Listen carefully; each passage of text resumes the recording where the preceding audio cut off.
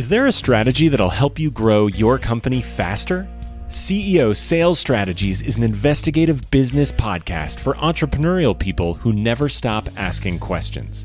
Highly acclaimed sales revenue growth expert Doug C. Brown interviews CEOs, business owners, and professionals who serve them to uncover and share actionable tips and methods behind their bulletproof sales strategies. Topics covered on the show include their failures, struggles, secrets, and processes that help them succeed in selling millions to billions of dollars of their products and services, all with the sole aim of helping you grow your business. If you are eager to know the most effective sales secrets from the A players of the game, then the CEO Sales Strategies podcast is certainly the place to be.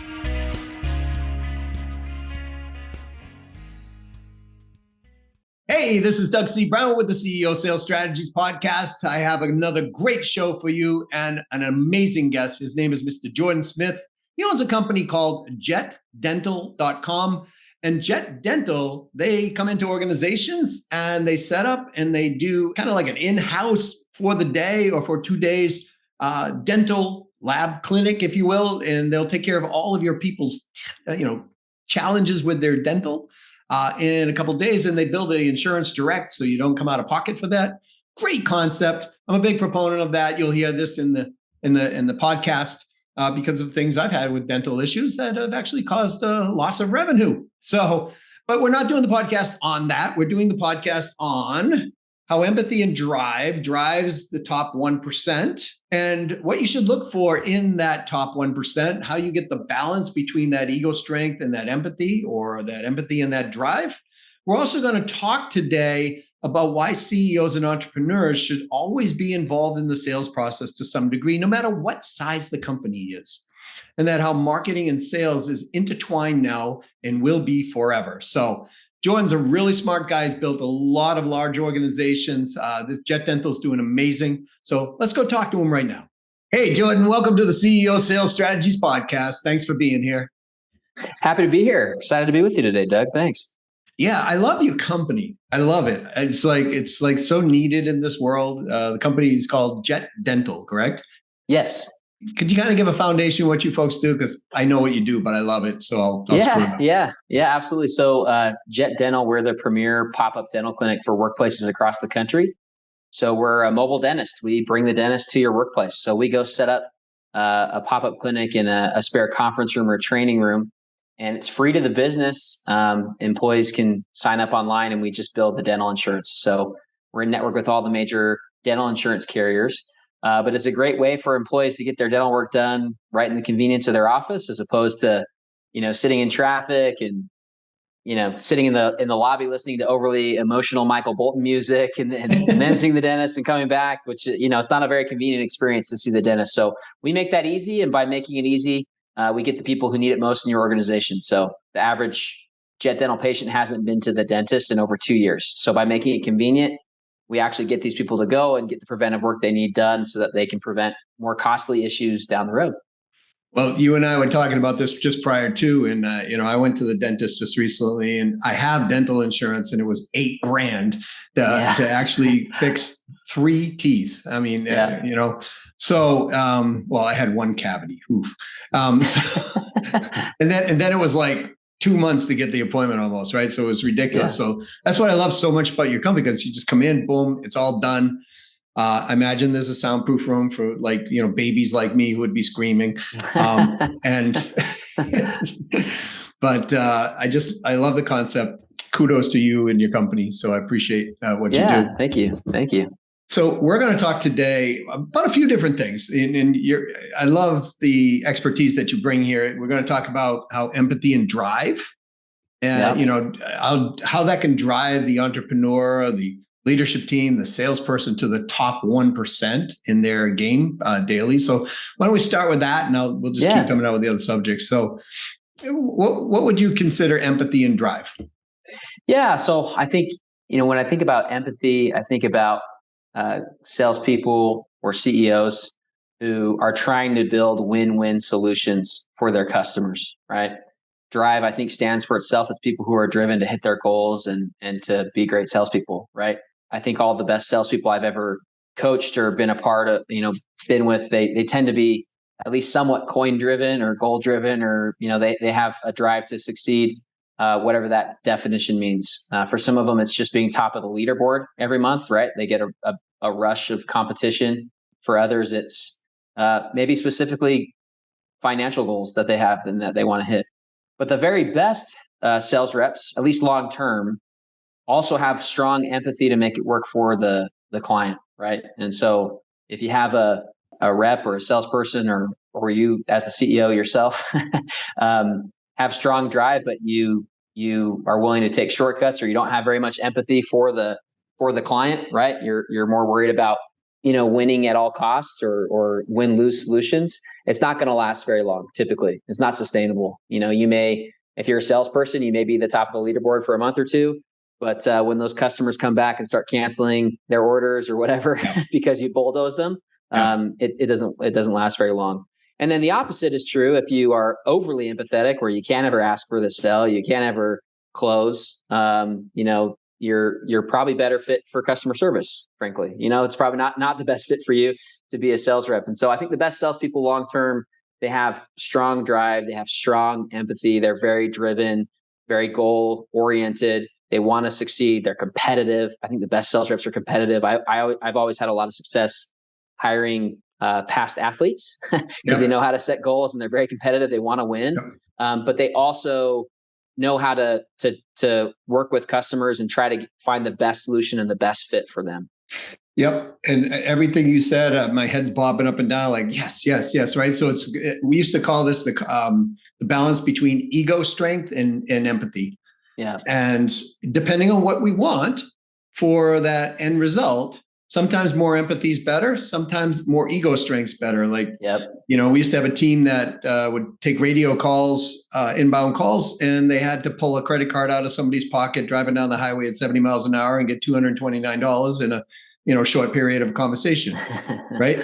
Those people needed higher ego, because when people push back like that, then they have to be able to respectfully, by the way, folks, presidentially, be able to come back. If too much ego strength, as you're saying, too much drive in that capacity, they're going to come back in a rude way. And I often liken that, Jordan, to you ever been to a doctor and the doctor just has no bed skills whatsoever as far as empathy goes, right? No side of the bed skills. Like, Mr. Brown, you're gonna die. That's the simple point, right? It's like something like that. I've never seen a goiter that big. My goodness, So, just lacks zero empathy, that type of thing. Yeah. And I agree with you 100%. If the balance of the two is the best, if you have way too much of one and way too little of the other, it's going to be lopsided. If you don't have both, you're not going to make it long term in sales. Yeah, that's it. Yep. And if you have way more empathy, customer service, as you said, is probably a better play, right?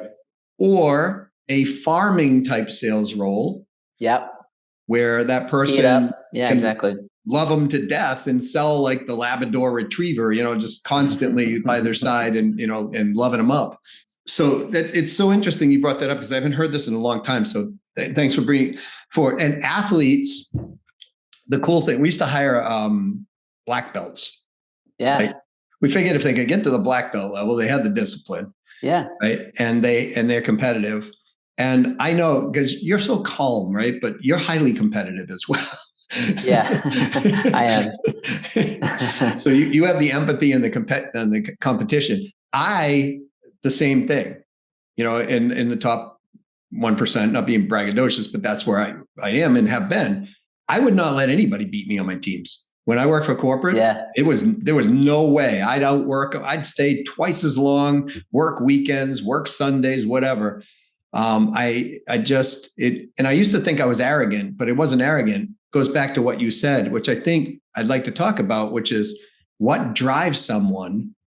And I don't think leaders in sales identify that enough within their team members and nurture that. So what drove me is I had a baby, not me personally.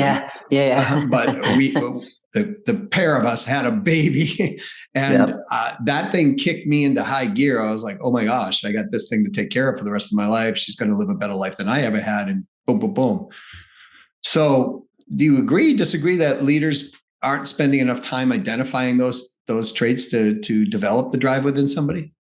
Yeah, I think you bring up a really good point, and kind of reminds me of a story. So before co-founding Jet Dental, I was a VP of sales at a large organization. We had about 400 inside sales reps. And so I managed 3 directors who each had, 10 to 20 managers who each had 10 to 15 sales reps on their team. And we would do quarterly surveys to determine the effectiveness of our sales managers, right? Well, why is this sales manager's team so much better than these other ones? And so we developed these little quarterly surveys. And one of the things we found in doing that was that the managers who had weekly one-on-ones with every single one of their teams, and that was an expectation, right? Weekly or maybe bi-weekly if you have more part-time people, but frequent one-on-ones and touch points with their team members. Those were the managers who far and away beat out all the other teams, right? It was a factor of 20% better in sales, and all the lead and lag measures were better, right? Like they had it was a call center, right? So higher percentage of ready time, meaning they were ready for a call at at any given time. They had more meetings, they had more actual sales, actual closes. And what was kind of interesting to me is we asked them, hey, how often are you having a one-on-one? Are you having it weekly? Are you having it monthly? Are you never having it? And how prepared is your manager? Or how effective are those one-on-ones? We found something kind of interesting. That didn't seem to correlate as much, how prepared they were. If you had it weekly, that mattered a lot, at least in our little study of 400 reps, right? Small sample size, I get it. But what that kind of told me is that you just have to be consistent as a team leader, as a sales leader, right? And there's going to be weeks where maybe you're not quite as prepared for that one-on-one or that training with that rep, but you just got to do it. You just got to meet with them, and you just got to talk with them, and you got to do it every week. There's a lot of studies that have shown. Marcus Evans has done one, Marcus Buckingham has done one where they looked at one-on-ones, and they found that if you're doing it once a month, it's actually harmful. It's almost like it's not enough. It's almost like the rep is like, listen, man, you're not here enough to actually help me. So, buzz off. I don't want to talk to you. Like you're just wasting my time. So if you're actually talking to them daily, weekly, you can make a lot of progress with these individuals. And you're not going to develop their trust if you're not talking to them a lot, right? You develop trust by spending time with people, by showing interest in them, by asking, hey, what drives you, right? Like, why do you want to be here? So one of the things we found effective, for example, in this last position I held in this last company, we were hiring primarily college students for this call center position. And it was definitely not a career type sales position. It was entry level. They got paid well for the time they were working, but we were very transparent about that. What are your goals? You want to be a Stanford lawyer, or you want to be whatever? Okay, here's what we're going to do, right? I use that example because literally someone went to Stanford Law School after it. I joked with him like, oh, you're leaving your call center job for, but we were very upfront about, here's what learning sales can do for the rest of your career, right? And we were just very transparent about that and help them see how performing well in this job would help them take their next career step. And if that was with us internally, getting promoted at our company, awesome. If it was externally, great. But we were very transparent about that. And I think because of that, we had great results as an organization. So yeah, I absolutely think that for sales leaders, you've got to be spending time with your people. You've got to be checking in with them. For you young sales leaders, I think Doug brought up a great point, right? You've got to work your butt off if you want to be seen as credible. At some point in your career or at your organization, if you've over and over been at the top of the leaderboard and then you get promoted, well, it's pretty east to be credible, right? You can point to your results. But if you're younger or you're newer in a sales position, you better make sure people at least know you're working your butt off, right? They may naturally tend to not think you're credible because you're younger or you're newer or you're greener or whatever, but make darn sure they know you're working your tail off. And you can certainly develop a lot of credibility just by doing that. Yeah. And the fact, the more you work your tail off that point and the more things you're bringing, the more activity, you'll catch the attention of people like yourself, Jordan, who's the owner, CEO of the company, right? And because you're going to notice, hey, Doug is out there doing, all of this. And look at his pipeline and look at that and look at the deals he's bringing forth. Well, he hasn't closed as well. Maybe we need to train him on that or whatever. But he's out there, swinging the bat 24 times a day, right? Yep. Versus, Ed, not picking on any Ed, who's just, bringing closing, but he's not hitting quota and he's not really putting it forth. Then we as owners tend to look at those people and go, all right, what's wrong with Ed, right? Versus how do I help Ed?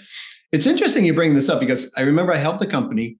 Their sales manager was, well, firstly, let's just say the job of a sales manager is to grow revenue, sales within a team.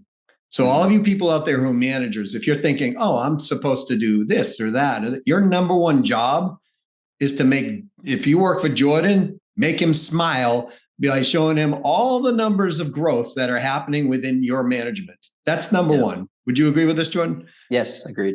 Okay. Your number two job is to coach your people. Yep. And I went into a company, crazy, 82% turnover rate of their force annually. And so I started looking at this and I found that the sales manager was just not training them. So they asked me to interim take over while we got another, VP in there and management team. So I came in and I'm like, we're training 4 days a week. Yeah. And then we're having one-on-ones. Yep. And they're like, no way, right? Here's what happened though. They ended up keeping me longer than I thought they were going to because I was just coming in to get, right?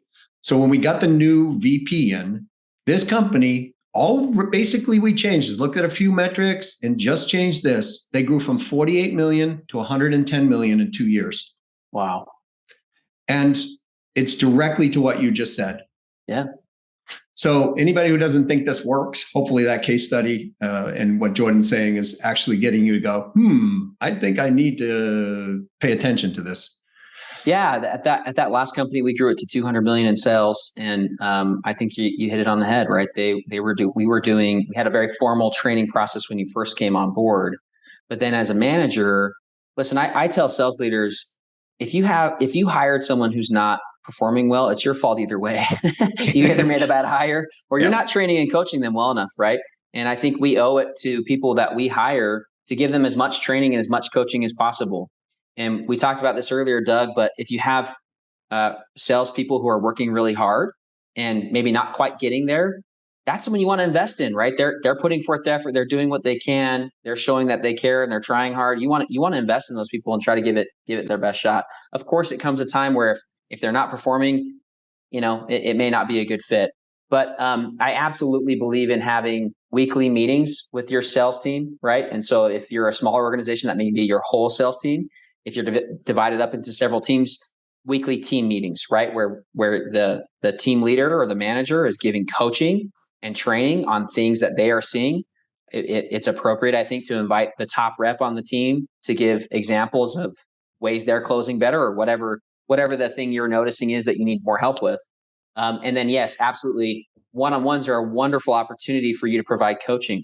For those of you who work in an inside sales environment where you have recorded calls, take time to prep for that one-on-one and listen to those calls and give coaching in the meeting, right? Listen to the call with them and ask them what they could have done to improve. But you hit it on the head. The number one goal is to increase sales. Number two is to coach your people. And obviously the reason we coach our people is to increase sales. Right? So of course, there's a wonderful aspect of developing relationships and bonding with your team that also comes from that too. But it's to support, increasing sales and driving revenue. And I think I'd add a third one to this now that when you said those two, my head went, oh yeah, accountability, right? So that's the other one. So it can't all be on the manager. And what I used to do, this is a little trick you could use, works well. Tell your people when they come to their one-on-one, they need to have a half dozen questions, some type of level of questions with theirs, because that gets them to get engaged in the process. And now they know if they don't show up with questions, then they're not, it's okay if they only have 3 or 4 questions, but the reality is get them to have some accountability in the process. Yeah. We're speaking with Mr. Jordan Smith. He has a company called Jet Dental, jetdental.com. If you're in an organization and you want your people's teeth By the way, we can make a direct correlation with health, dental health, and productivity, because there are plenty of studies out there that show if your teeth are in good order, your brain's in good order. Yeah. So he's laying it all on the line here, and I'm going to put you on the spot here, Jordan, if you don't mind, because I remember you and I talking about this when we first had our first conversation, and we were talking about nothing replaces an entrepreneur, a new one anyways, or even an entrepreneur CEO, from going out and continuing to sell. And they should be selling first. Yeah. Let's expand upon that, if you don't mind. Why should a CEO, an entrepreneur, I'm already a success, I've got a company, why should I have to go out and keep pounding the ground or, making relationships like that? I got a whole team of 200 people that are doing that stuff. Yeah. No, absolutely. I had a conversation with a friend recently who, worked at my organization for a little while and then left. And he just mentioned that, I feel like at Jet Dental, we were better at sales than a lot of the other organizations I've worked with, including my new one. Honestly, nothing replaces the leadership team, starting with the CEO, getting out there and selling. And if you're an entrepreneur, the message I have for you is just get out there and make some mistakes and fall flat on your face. It's the best way to learn how to position your product or your service. Nothing replaces that learning experience of being nervous and sitting in front of a client and having them ask you a question you don't quite have the answer for. Yep. Right? Nothing prepares you more than that experience. And especially if you're an entrepreneur that started a new company, all entrepreneurs know they are going to have to probably pivot and iterate and make changes on the fly, and getting out there and actually selling and being the person selling gives you better feedback than anything. I think it's, unfortunately, I think in today's day and age, selling gets a bad rap. And we know the reasons for that, and I won't get into that. But because of that, I think a lot of times you see CEOs or entrepreneurs spending a ton of time on marketing. And there's nothing wrong with spending time on marketing. But if you're not out selling, you don't know how to market, frankly. You don't know what questions your consumers are going to have. And nothing beats just getting out there and making 100 million phone calls and 100 million emails, right? Like, you're just going to have to pound the pavement a little bit and learn directly what works and doesn't work. And I think, to be honest, sometimes people skip that learning step and try to go straight to, we're going to do this flashy advertising campaign and I'm going to get all these leads. And they don't get all these leads and they don't know why. Right. Well, you haven't actually talked to your customer. You don't know what they like. You don't know what part of your product or service they're interested in. And so absolutely. I think as a CEO, you have to be able to keep your finger and on the pulse of your sales organization. And when I started Jet Dental, I was sales rep number one, and I was that way for over a year before I hired my first sales rep.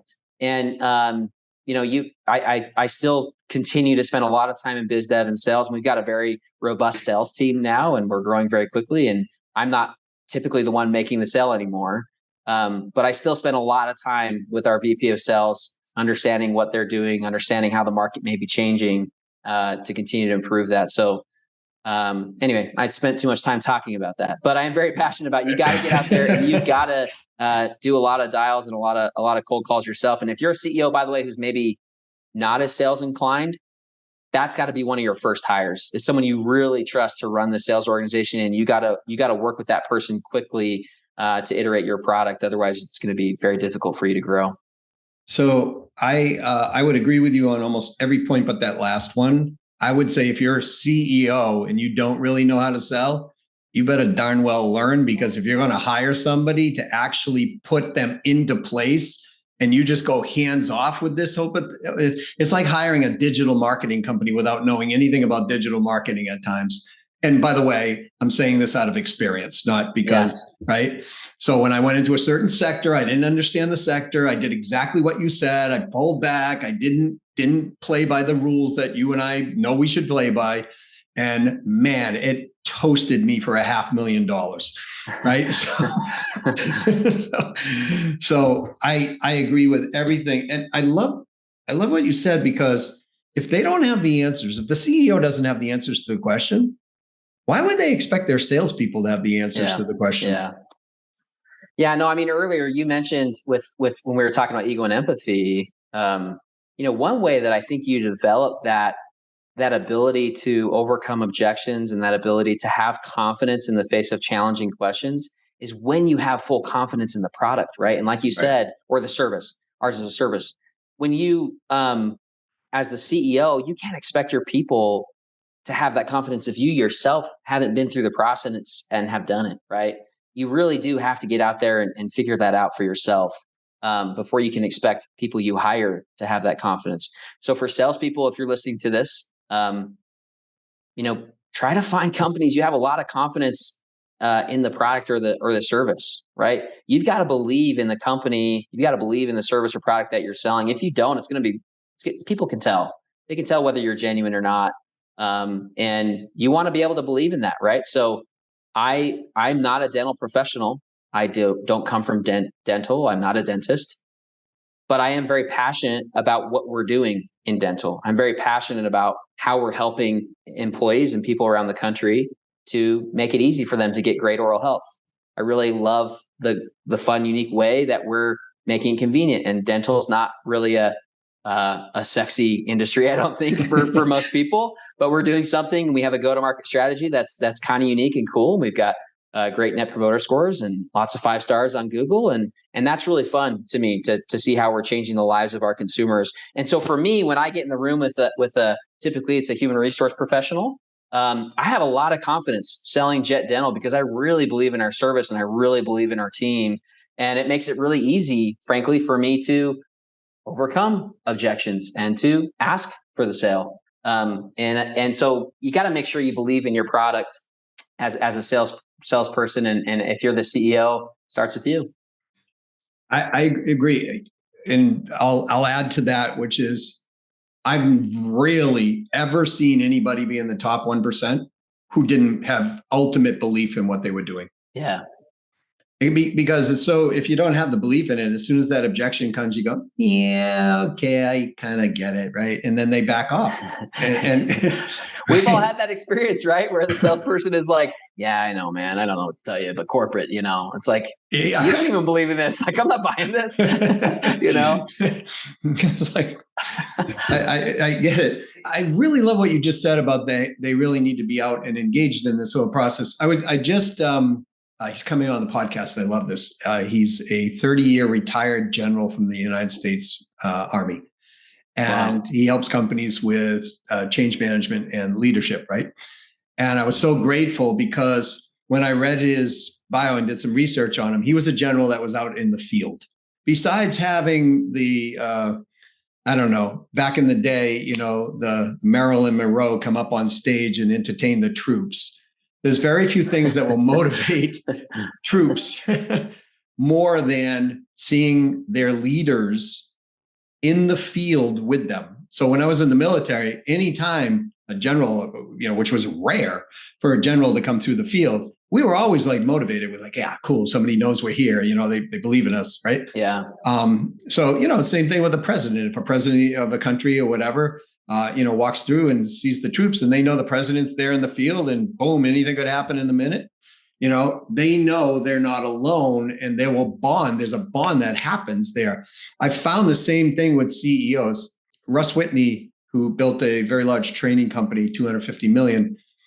He told me that he used to go down on the floor with the sales team, sit there every day. They trained the people 5 days a week and they were in the field. He would get there. He didn't use his name. He used, like Bobby Jones. He used his name. And when they called, and he would take all the sales calls just like that and compete with the whole sales team. That's cool. Through the process, right?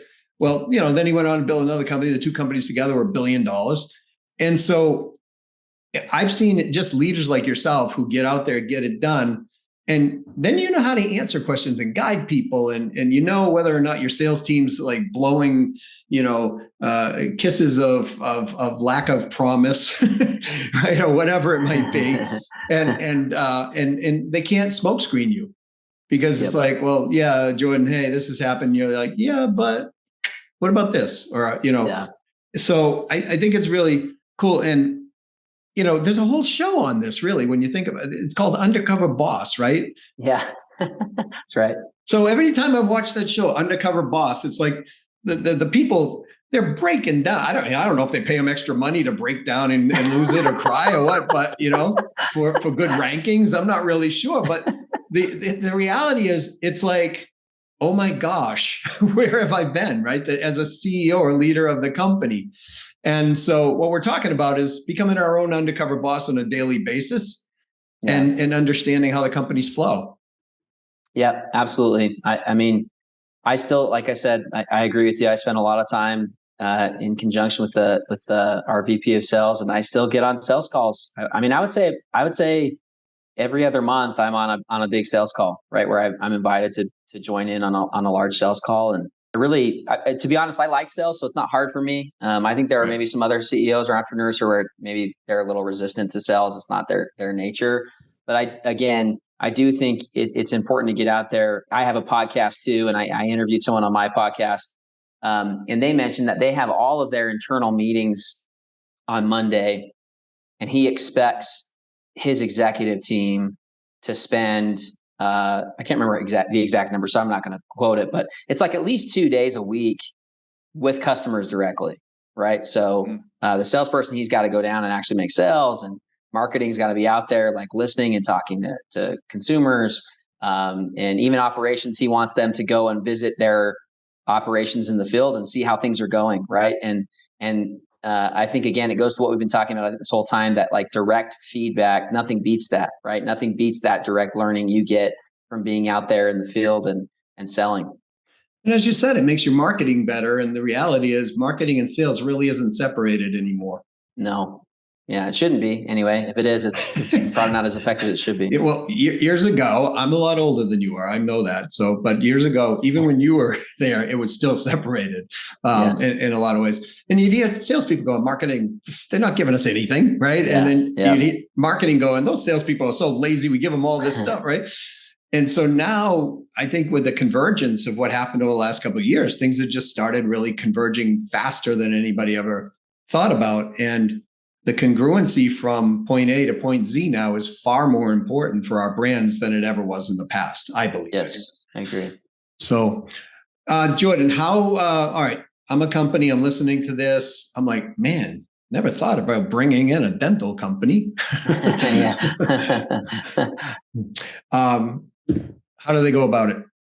Yeah, you can go to our website, jetdental.com is a great way to go on there and learn a little bit more about us. Again, we bill your dental insurance. So if you offer dental insurance for your employees, it's free to you and to your employees. We ask for a minimum number of appointments, but depending on where you are, we can talk to you about that on the phone. But you can go on our website at jetdental.com. If you're interested, there's an easy little form fill, and you send that out, and we'll be contacting you within 20 minutes of getting that. It's probably less than that. You'll get an email back from us, and we'll set up a time with you to chat. You can also just book a call directly with us on our website. So you can learn more there, again, at jetdental.com. We're nationwide here in the United States. So pretty much wherever you are, we'd be happy to chat with you. So I'm going to give this another plug, different spin from a consumer's point of view, right? Because employers, people out sick is expensive.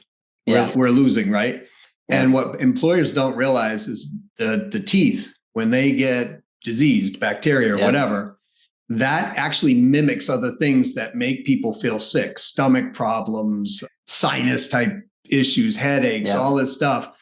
And when your people are out, they're out. And that costs you a lot more money. So, and I know this from personal experience, because it's going to sound like I never even take care of my teeth. Now I got to go to the dentist before again, right? But I'm water picking and Sonic Care toothbrushes, all of this. And but I had a tooth that actually was infected, but I didn't know it was infected. I was getting really sick. I just couldn't figure it out. I thought I was having stomach issues, whatever. Yeah. And I went to the dentist. They go, "Oh, we gotta fix this. We got to do a root canal." Right. And I'm like, "Oh no!" And so they did the root canal, and the next day I felt like $1 million. Yeah. I was like, what the heck? Right. So no more, because I was taking a couple hours off here and there during the week just to kind of rest, that type of thing. So any of you are going, I don't know, bring your people there, get them healthy. They'll appreciate you. far more than they probably already do. You're making the world a little better place by making them smile, Yeah. Thanks for the plug, Doug. CDC estimates it's over $380 billion annually that companies lose because of a dental emergency, solely for a dental emergency. Wow. And so it is a big problem. And, it's about half the country, people that have dental insurance don't go annually. And so even though they have insurance, or they or you or as the company are paying for it, a lot of people don't go annually. And the good news is, if you do go and get checked up, most things can be prevented, right? And studies show that prevention absolutely works, especially really in all medicine, but especially in oral health. So you hit it right on the head. It costs companies probably more than they know by not having their people be healthy. I agree.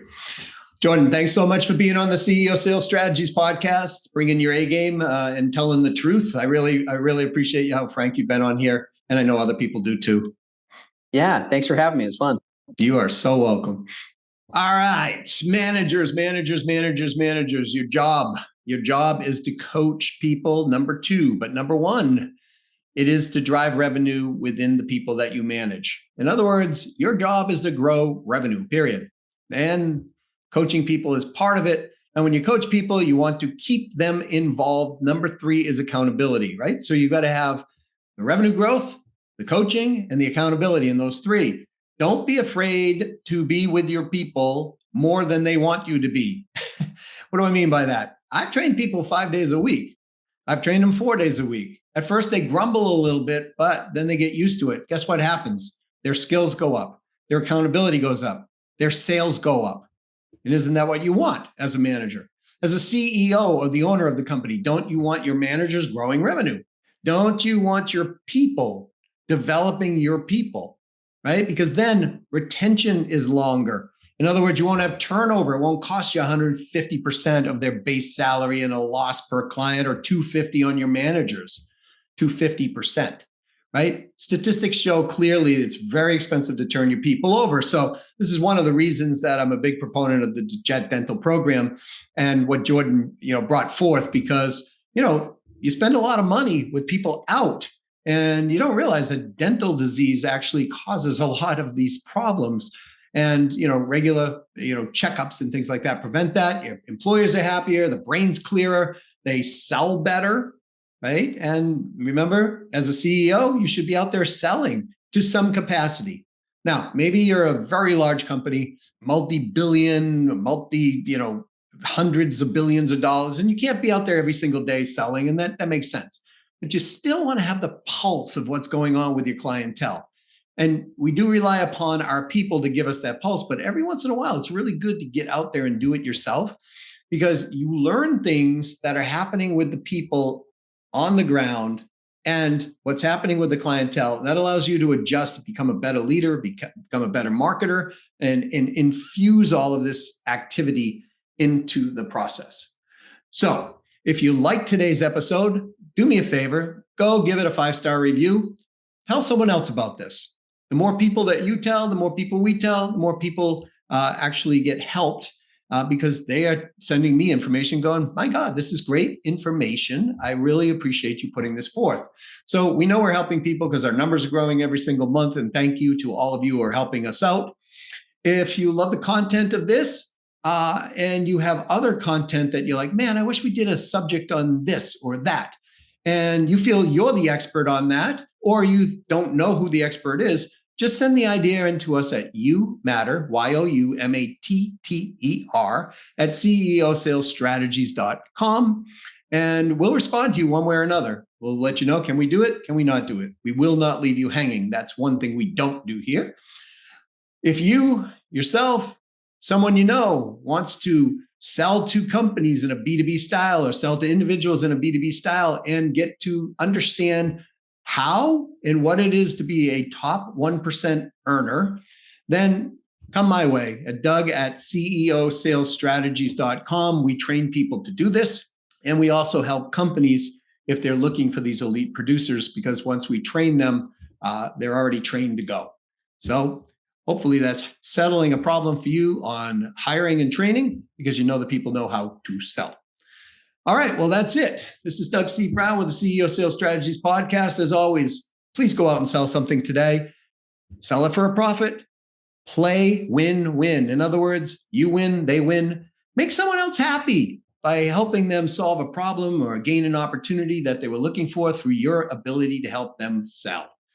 You win too, because you gain the sale, you gain a client, you might even gain a friend. So go out and make someone happy, make yourself happy. Until next time, this is Doug C. Brown with the CEO of Sales Strategy Podcast saying to your success.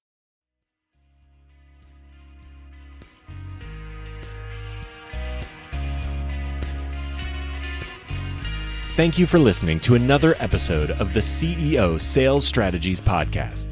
What is something that you learned that you could act on today? Don't forget to schedule it now, or it may never get forward momentum. If you find our content valuable, please leave a favorable review and let us know what you liked. Please also share this with others if the content will help them.